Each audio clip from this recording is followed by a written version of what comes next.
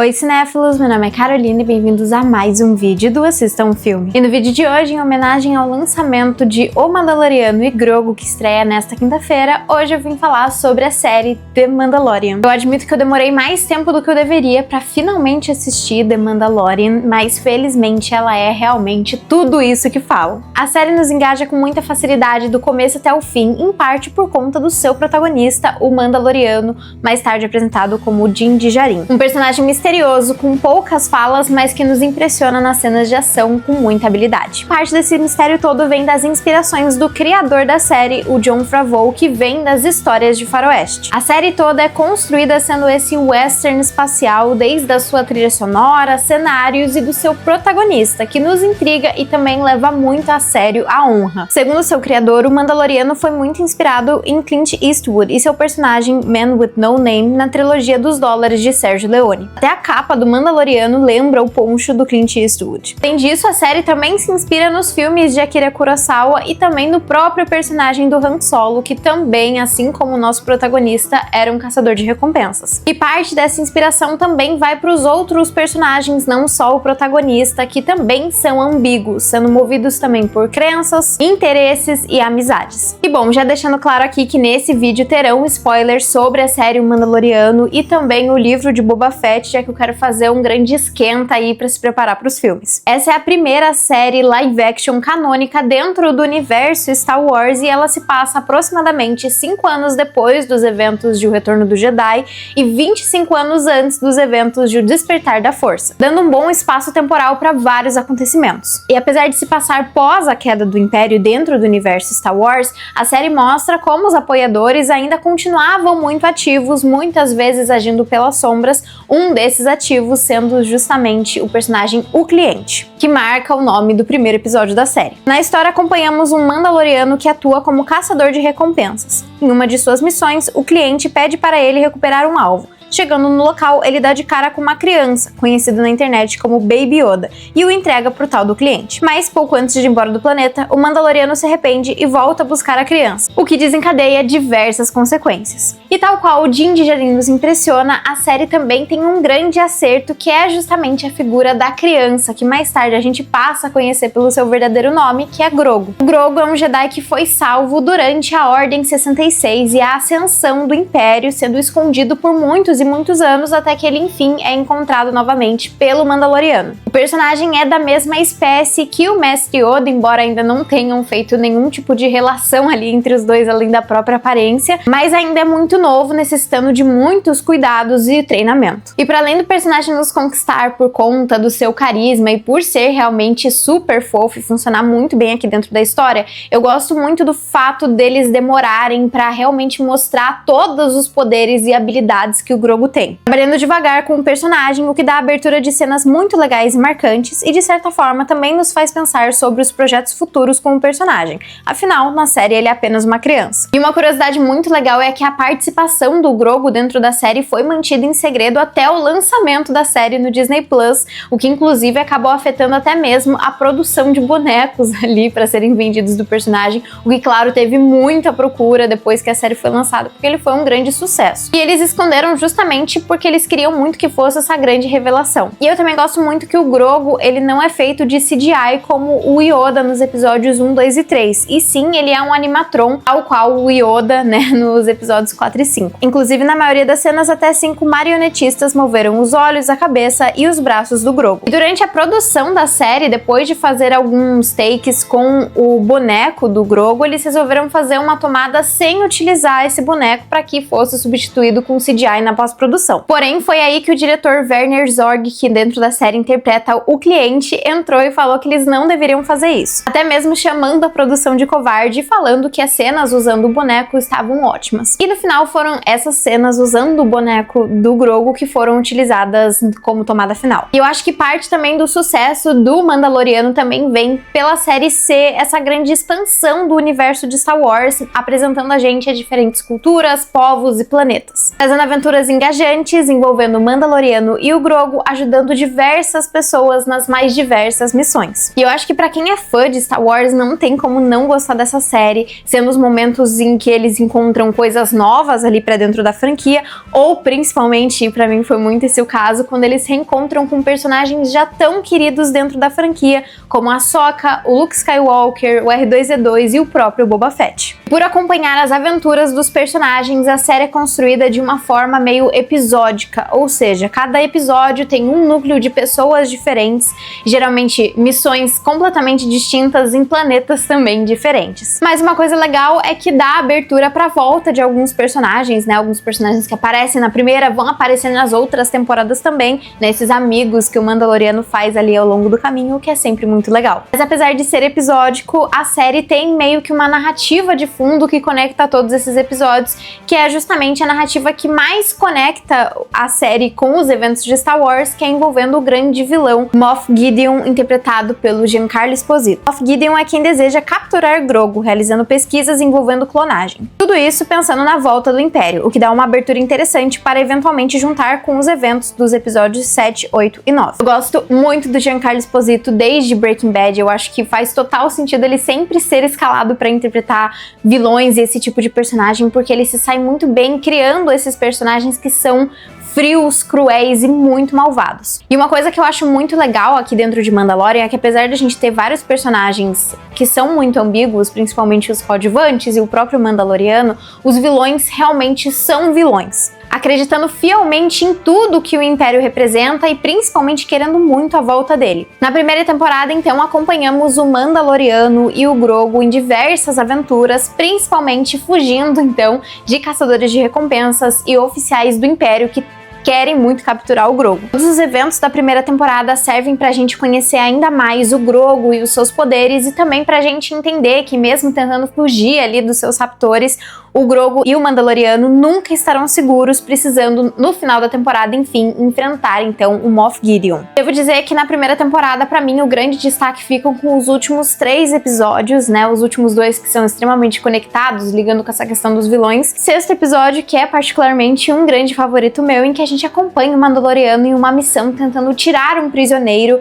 dentro da prisão. Ele é traído aí no meio dessa história, mas rende um episódio muito legal, assim, principalmente por se passar quase que inteiramente dentro dessa prisão. E bom, o final da temporada é um grande episódio, acho que termina ali no auge da série, com aquele gostinho de quero mais pra segunda temporada, já deixando ali os nossos heróis terem aquele gosto de vitória, né? É um baita episódio, me lembrou bastante também um filme de faroeste chamado Butch Cassidy and the Sundance Kid, que é um filme que fala principalmente sobre amizade, o que faz total sentido aqui com a premissa da série e com tudo que a gente vê ali dentro do episódio, em que a gente vê ali os nossos heróis, né, os personagens principais meio que encurralados, assim.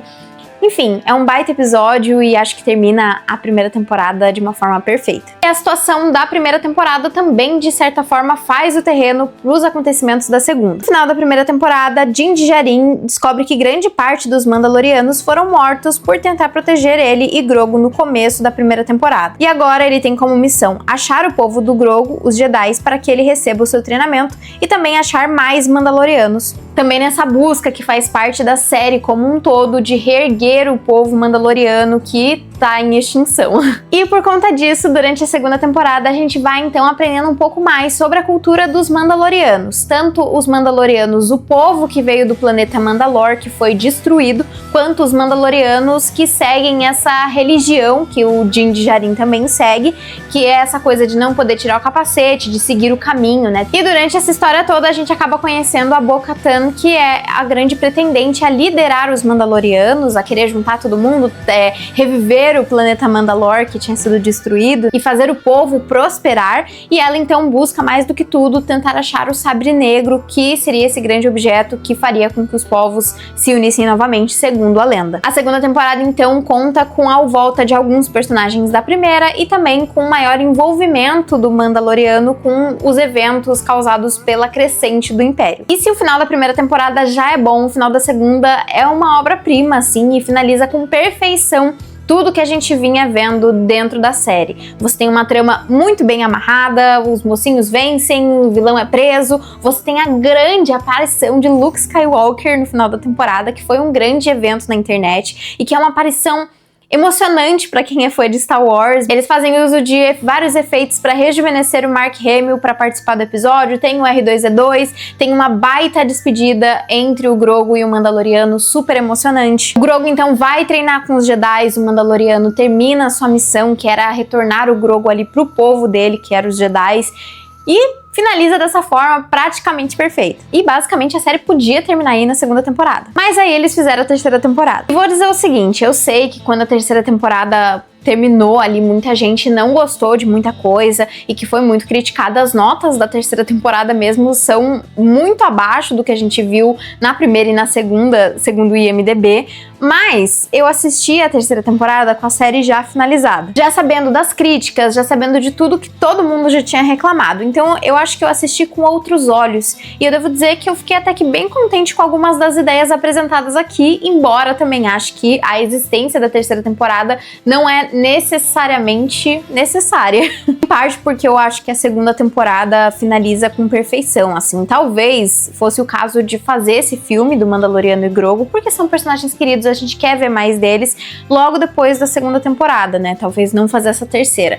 Mas eu admito que eu consegui achar coisas boas nessa terceira temporada, ideias boas e uma expansão muito legal de tudo que a gente já sabia ali dentro da série. Mais um fun fact é que a terceira temporada tecnicamente não começa no primeiro episódio da terceira temporada. Ela, na verdade, começa nos últimos 3 episódios da série O Livro de Boba Fett. E caso você não tenha assistido, aqui vai um breve resumo de tudo que acontece nesses 3 episódios de O Livro de Boba Fett. Nos episódios, o Mandaloriano é exilado do seu povo porque ele tirou o capacete durante as 2 primeiras temporadas, né? E isso não é algo bem visto ali, que não faz parte da religião que ele segue. Então ele decide visitar o Grogu no seu treinamento ali com o Luke, mas ele é meio que impedido pela Ahsoka. Parte disso por dizer que esse relacionamento ali dos dois é algo que vai prejudicar ele no treinamento Jedi. Durante o treinamento, o Luke observa que ele está mais ajudando o Grogu a se lembrar do que ele já sabe do que realmente o treinando, sentindo nele a saudade que ele sente do Mandaloriano, dando a ele uma escolha: seguir o caminho dos Jedi ou se juntar novamente com o Mandalorian. Bom, pela existência do filme O Mandaloriano e Grogu, já dá pra imaginar o que é que ele escolhe. Eles então se reencontram, ajudam o Boba Fett a vencer ali o problema que ele estava enfrentando na sua série, e a partir disso o Mandaloriano decide voltar para Mandalore e se banhar nas águas vivas lá do planeta, já que pela crença ele poderia voltar a trilhar o caminho. Se ele fizesse isso, ele estaria purificado ali por ter tirado o capacete, e a partir desse ponto então começamos a terceira temporada. A terceira temporada então é bem voltada para a história dos Mandalorianos, tanto trazendo mais sobre a história daqueles que decidiram trilhar o caminho e por consequência seguem a religião mandaloriana de cobrir os seus rostos, tanto aqueles que abandonaram essa religião e que não acreditam e que são contra, que daí podem tirar os seus capacetes. E essa exploração é feita já que, para conseguir retomar Mandalore, eles querem juntar novamente os clãs diferentes, né, os Mandalorianos vivos ainda, para que seu povo tenha a continuidade. Uma frase que eles falam bastante dentro da série é que o povo mandaloriano junto é muito mais forte, então tem bastante essa pegada, essa terceira temporada. Assim como as outras 2 temporadas, a maioria dos episódios é um problema específico do episódio, seja algum monstro ou alguma aventura maluca do Mandaloriano. E vou falar que eu gostei bastante desse lado de desenvolverem mais sobre os Mandalorianos. Eu tava bem intrigada conforme eu ia assistindo, principalmente porque eles conseguiram desenvolver muito bem a personagem da Bo-Katan. E esse desenvolvimento dela vem muito por ela conseguir, enfim, entender as pessoas que resolveram seguir o caminho, meio que passando a não julgar mais aqueles que seguem essa religião e também entendendo que a religião é uma parte da história do seu povo também. E essa temporada também tem um tom ainda mais político, com uma crescente do Império. Eu acho esse quesito muito interessante e, querendo ou não, vai abrindo um terreno para os eventos que vemos nos episódios 7, 8 e 9. Pela conclusão de O Retorno do Jedi, por o Império ter sido derrotado, imaginamos que tudo ficou bem e que o mal acabou. Mas a vida não é tão simples assim. Na terceira temporada, então, a série explora como as coisas são mais complexas na na vida real, já que por mais que o Império tenha sido alterado para a Nova República, os seus apoiadores ainda continuavam muito fiéis à causa e ainda agindo ali pelas sombras para tentar se reerguer. Algo evidenciado principalmente no terceiro episódio da temporada, que embora não tenha tanta presença do Mandaloriano e do Grogu, eu achei o episódio muito interessante, onde a gente acompanha esses ex-membros do Império, que agora fazem parte de um programa de anistia ali da Nova República,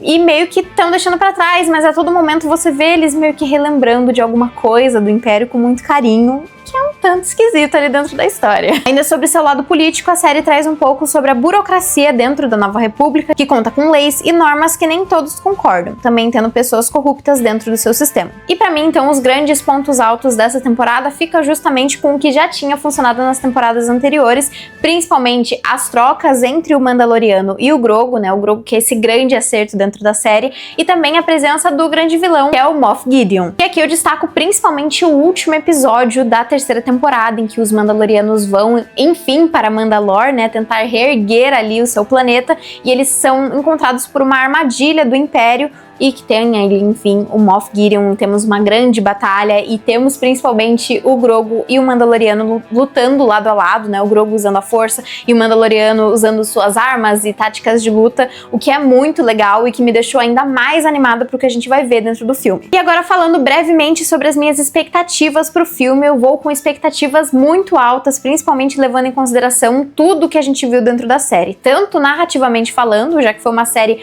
muito elogiada e que tem muitas coisas legais mesmo, mas também de efeitos especiais. Isso foi uma coisa, inclusive, que eu fiquei muito surpresa dentro da série, porque, né, foi uma série pensada para se assistir dentro de casa, na televisão, e ainda assim as cenas são muito bem feitas, os efeitos especiais são muito legais, as cenas de espaço, eu senti quase como se eu estivesse cometendo um erro assistindo numa televisão e não numa sala de cinema. Pelo que eu li e vi sobre o filme até então, eu acredito que vai ser uma grande aventura, bem parecida com o que a gente já viu dentro das séries, né, do Mandaloriano e do Grogu, que eventualmente pode se desdobrar em mais situações ali. Parte disso também acho que é porque a série termina de uma forma muito bem amarrada e sem um grande vilão ali definido. Eu espero que eles falem mais dentro do filme sobre a situação de Mandalore, o que tá acontecendo ali depois que se passou o tempo da série, e também que eles meio que deixem um certo terreno ali pra gente ter essa passagem pro episódio 7, explorando mais esses eventos que aconteceram entre o episódio 6 e 7. Mas bom, pra mim essa série tem uma nota de 8.6 e ela tá disponível na Disney+. Mas então foi isso, pessoal. Se você gostou do vídeo, não esquece de curtir, compartilhar e comentar o que você achou de Mandalorian. Também deixar aqui nos comentários quais são as suas expectativas pro filme e também deixar aqui qual a próxima série que vocês querem me ver falando por aqui. Então foi isso e até o próximo vídeo.